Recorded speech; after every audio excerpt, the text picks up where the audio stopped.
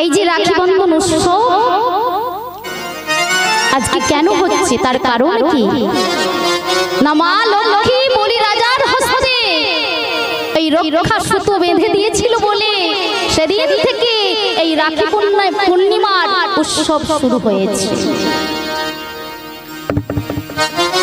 আরো একটি কারণ রয়েছে, এই একটি কারণ বললাম, আরো একটি কারণ রয়েছে কি জানেন? যেদিন ভগবান কৃষ্ণ